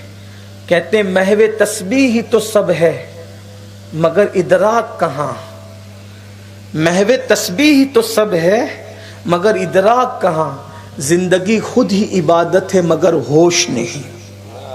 مل کے جس دن سے گیا ہے کوئی ایک بار جگر، مل کے جس دن سے گیا ہے کوئی ایک بار جگر، آج تک ہوش نہیں ہوش نہیں ہوش نہیں. مل کے جس دن سے گیا ہے کوئی ایک بار جگر، مجھ کو یوں لگتا ہے جیسے میرا آگوش نہیں. بہت بڑی بڑی باتیں کہی ہے. بڑا شاعر تھا. اجمیر شریف میں عرس تھا. عرس آج بھی ہوتا ہے. غریب نواز بھی بہت جاتے ہیں لوگ، بدل کے نہیں آتے. بلکہ اب اس کو دو چیزیں ایڈ کر لیں، ایک غریب نواز کی چوکھٹ اور ایک نعت شریف. کچھ لوگ کہتے ہیں ہمارے چھٹی جاتے ہیں، اور چھٹی جاتے ہیں گانے سنتے جاتے ہیں، گانے سنتے آتے ہیں. غریب نواز کا کیا قصور ہے؟ کچھ لوگ تو اتنے ظالم ہیں کہ آستانوں پہ جاتے ہیں اور چھکوں کا ناچ دیکھتے ہیں، ان کی مزہ لیتے ہیں، ان کی ہنسی مزہ. کیا گزرتی ہوگی بزرگوں کے دلوں پر. بہرحال اجمیر شریف میں عرس تھا، مشاعرہ ہوتا تھا. چونکہ مختلف پروگرام ہوتے، 6 دن مسلسل پروگرام، بلکہ اب 9 دن پروگرام چلتے، تو ہر دور میں رہا. تو میرے خواجہ کی چوکھٹ پہ مشاعرہ تھا عرس میں. جو درگاہ کمیٹی کے یا جو ذمہ داران تھے انہوں نے سوچا کہ ہندوستان کے بڑے بڑے شاعروں کو بلانا ہے. تو کسی نے نام پیش کر دیا، یار ہر سال اتنے بڑے بڑے شاعر بلاتے ہیں، ایک بار ذرا جگر کو ہی بلا لیں، بڑا شاعر ہے جگر. تو کسی نے کہا نہیں وہ شراب پیتا ہے نا اس لیے اس کو نہیں بلائے. وہ شراب پیتا ہے مگر اس کو بھی تو ذکر رسول کرنے کا حق ہے نا. لیکن کہنے والوں نے کہہ دیا اس کو نہیں بلانا. بحث چلتی رہی. کہ ایک کام کرو دعوت نامہ دے دو، چلو دیکھتے ہیں. جگر کے گھر پر اجمیر شریف سے عرس کا دعوت نامہ آیا کہ عرس کی تقریب میں جو ہر سال مشاعرہ ہوتا ہے وہ مشاعرہ ہوگا، اس لیے تمہیں آنا ہے. جگر نے وہ دعوت نامہ پڑھا، رو پڑے. شرابی تھا، بے غیرت نہیں تھا. شرابی تھا، بے غیرت نہیں تھا. ہماری طرح ہم لوگ بہت نیک بنتے لیکن ہے بے غیرت. سوچو یہ احساس تھا اس کا. دعوت نامہ آیا نا اجمیر شریف کا، نعت پڑھنا ہے. دعوت نامہ دیکھ کر اس کی سانسیں رک گئی. جگر میں نعت پڑھوں گا، میں نعت پڑھوں. جس حلق سے شراب گزرتی ہے جگر، میں اس زبان سے نعت پڑھوں گا؟ نہیں، میں کیسے پڑھ سکوں گا. اب میں نعت، جس قلم سے میں اللہ اکبر شراب میں ڈوب کر غزل لکھتا ہوں، اس قلم سے محبوب کی نعت کیسے. پاپی تھا لیکن حضور کی عظمت دل میں زندہ تھی. مجرم تھا، احساس زندہ تھا، ضمیر زندہ تھا. کیسے لکھوں گا کہ دعوت نامہ دیکھتے جگر روتے روتے، پھر سوچتے، پھر تسلی ہوتی، پھر غسل کر کے بیٹھتے، قلم اٹھاتے، حضور کی نعت لکھتے. ہاتھ کانپ جاتا، عظمت تھی. آج کل نعتیں کھیل بن گئی ہے. کھیل، لوگوں نے تماشا بنا لیا ہے ذکر رسول کو، کچھ لوگوں نے بزنس بنا لیا ہے. مگر یاد رکھنا اللہ کی عدالت بہت قریب ہے. یوم الجزا میں سب کو کھڑے ہونا ہے. کون کیا ہے؟ اللہ سب کو جانتا ہے.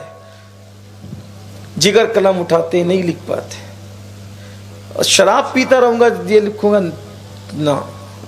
ایک دن ہمت کر کے جگر نے قلم اٹھایا، غسل کر کے بیٹھے اور نعت لکھنی شروع کی، اور ہمت کر کے نعت لکھنی شروع کی. نعت تھی: ایک رند ہے اور مدحت سلطان مدینہ. رند کہتے ہیں شراب پینے میں. ایک رند ہے اور مدحت سلطان مدینہ، ہاں کوئی کرم رحمت سلطان مدینہ. ظاہر میں غریب الغربا پھر بھی یہ عالم شاہوں سے بھی بڑھ کر ہے سطوت سلطان مدینہ. اس امت آسی سے نہ منہ پھیر خدایا، نازک ہے بہت غیرت سلطان مدینہ. اب اور نہیں کام جگر ہم کو کسی سے، اب اور نہیں کام جگر ہم کو کسی سے، کافی ہے بس ایک نسبت سلطان مدین۔ ایک نعت لکھی اور جب نعت پوری ہوئی تو آنسو کی لڑیاں جاری تھی، اور پھر اللہ سے کہا اللہ آج تیرے محبوب کا نام زبان پہ آیا اور قلم پہ آیا، آج کے بعد کبھی شراب کی بوتل کو ہاتھ نہیں لگاؤں۔ ایک نعت نے زندگی بدلی ہے۔ اجمیر شریف پہنچے، ہنگامہ تھا، شرابی کو اسٹیج پہ نہیں آنے دیں گے، نہیں آنے دیں گے اس کو پڑھنے، غیرت تھی لوگوں میں۔ یہ پہنچے، اب وہ دور یوٹیوب فیس بک کا تو نہیں تھا کہ لوگ ایک دوسرے کو جانتے ہوں، قریب والا آدمی بھی نہیں پہچانتا تھا کہ کون کیا ہے، کیونکہ فیس عام طور پہ لوگوں کو جاننے میں نہیں تھے۔ اب ہنگامہ ہو رہا ہے کہ جگر نہیں آئے گا اسٹیج پہ، جگر تو اسٹیج پہ آ کے بیٹھ چکے۔ اچانک اعلان ہوتا ہے اب جگر مراد آبادی حضور کی نعت پڑھیں گے، تو کچھ لوگ کھڑے ہو گئے، ہم پڑھنے نہیں دیں گے۔ جگر نے کہا کیوں؟ اس لیے کہ تم شرابی ہو۔ کہا جس وقت نعت پوری ہوئی تھی اسی نعت کی برکت سے اللہ نے مجھے توبہ کی توفیق عطا۔ ایک نعت نے زندگی بدلی، غریب نواز کی چوکھٹ پر آنے کے تصور نے زندگی بدلی۔ کوئی بدلنا چاہے تو قدرت اس کے لیے راہیں پیدا کرتی۔ بات ختم کرتے ہیں تو حضرت مسکی نے فرمایا ان جوانوں سے، جب اس لڑکی نے مجھے زنا کی دعوت دی، میں سوچنے لگا کہ بچوں کیسے۔ میں نے فوراً خیال آیا کہ ابھی تو کوئی ذہن میں پلان نہیں ہے بچنے کا، کچھ مہلت لے لیتے ہیں۔ میں نے کہا مجھے پیشاب آئی، استنجا لگی ہے، میں استنجا کے لیے جا سکتا ہوں؟ تو اس لڑکی نے کنیزوں کو آواز دی کہ اپنے آقا کو لے جاؤ اور اوپر استنجا کراؤ، نیچے مت کرانا، بھاگ نہ جائے۔ اوپر گیا، وہ کہتے ہیں مسکی میں اوپر گیا، بیت الخلاء میں گیا تو اللہ میں کیسے بچوں کیسے بچوں۔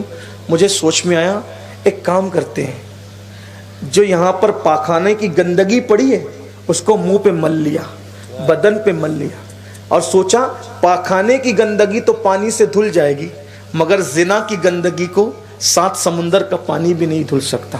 جب یہ گندگی لگا کر باہر آئے، مسکی کہتے ہیں اور میں نے آنکھیں بڑی کی تو انہوں نے چلانا شروع کیا پاگل پاگل، اور جلدی سے مجھے ٹاٹ میں لپیٹ کر ایک باغ میں پھینک دیا۔ جب مجھے یقین ہو گیا کہ وہ ساری لڑکیاں پھینک کر چلی گئی، میں اٹھا، پورا بدن دھویا، گھر پہ آیا، غسل کیا، اتنی خوشی تھی آج اللہ تو نے کتنے بڑے گناہ سے مجھے بچا لیا، شکرانے پڑھے، آنکھ میں خوشی کے آنسو تھے، رو رہا تھا، آنکھ لگی، دیکھا ایک خوبصورت جوان آیا ہے اور وہ کہتا ہے کہ اے جوان تیرا واقعہ حضرت یوسف سے کتنا مشابہت رکھتا ہے نا، حضرت یوسف سے تیرا واقعہ کتنی مشابہت رکھتا ہے۔ ان کو برائی کی دعوت دی وہ بھاگے، تجھے برائی کی دعوت دی ان کے صدقے میں تو بھی بھاگا، اور تو نے اپنے پورے بدن پہ گندگی مل لی، اللہ کو تیری ادا پسند آئی، تو نے بدبو ملی نا زنا سے بچنے کے لیے، اللہ چاہتا ہے کہ اب تجھے خوشبو دے، ادھر آ میں تجھ سے مصافحہ کروں۔ اس جوان نے مجھ سے مصافحہ کیا تو میرے ہاتھ مہکے، چہرے پہ ہاتھ پھیرا تو چہرہ مہکا، بدن پہ ہاتھ پھیرا تو بدن مہکا، اور میں خواب میں مہکا۔ میں نے پوچھا بزرگ آپ کون ہیں؟ مجھے مہکانے آ گئے۔ کہا میں جبریل ہوں، اللہ نے مجھے بھیجا ہے تجھے مہکانے کے لیے۔ کہا جب خواب سے میری آنکھ کھلی میرا گھر مہک رہا تھا، اس دن کے بعد سے لے کے آج تک میں مہک رہا ہوں۔ ایک گناہ سے بچنے کے لیے میں نے گندگی ملی، اللہ نے مجھے کپڑے بھی مہکائے، جسم بھی مہکائے، جدھر جاتا ہوں مہک ہی مہک ہے۔ امام یافعی کہتے ہیں جب تک زندہ رہے جسم مہکتا رہا، مر گئے تو کفن بھی مہکا، دفن کر دیے گئے تو ان کی قبر بھی مہکتی رہی۔ یہ گناہ سے بچنے کی برکت ہے، اس لیے جب گناہ دعوت دے اپنے آپ کو بچائیے، اللہ تعالیٰ توفیق دے، جو بھی غلطی ہوگی اللہ معاف کرے، ہم سب کی زندگیوں میں انقلاب پیدا کرے۔